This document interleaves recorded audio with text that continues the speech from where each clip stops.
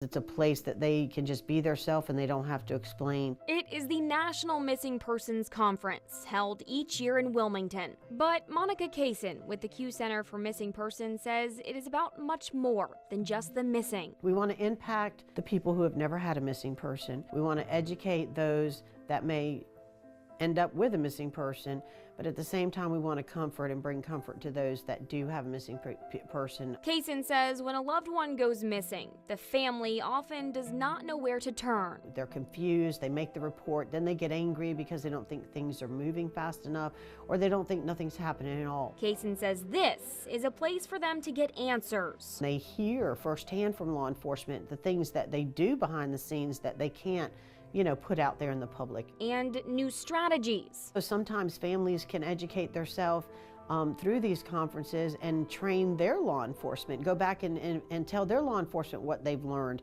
and say, hey, can you try this in my case? But it is also a place where she says they can finally relax a little. They can actually laugh out loud at a joke if they want to, and they don't have to feel guilty for it because the person telling the joke has a missing loved one too. Does that make sense? It makes sense to the 350 people who make the list. We have to cap it off at 350 people, and every year we turn about 70 away or more. It's sad that we're inundated every year, with the calls from all around the country. But there is one event that is open to the entire community. It's a very awakening event. A candlelight vigil along Wilmington's riverfront. We hand out the national symbols, which is the teddy bear and the white roses. Kaysen says they also unveil a wall with hundreds of photos of missing people. People fly in from all over just to see their loved one up on the wall. And for those who attend the conference, something a little special. Our conference attendees get bussed in with a police escort. It's awesome. They just feel honored from the minute that they,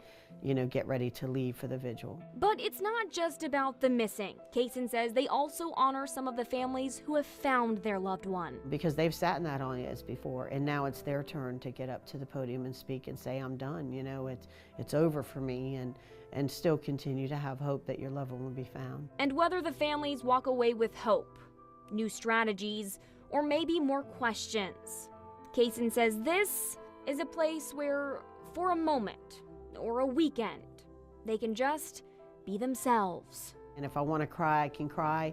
If I want to laugh, I can laugh, and I'm not judged for it.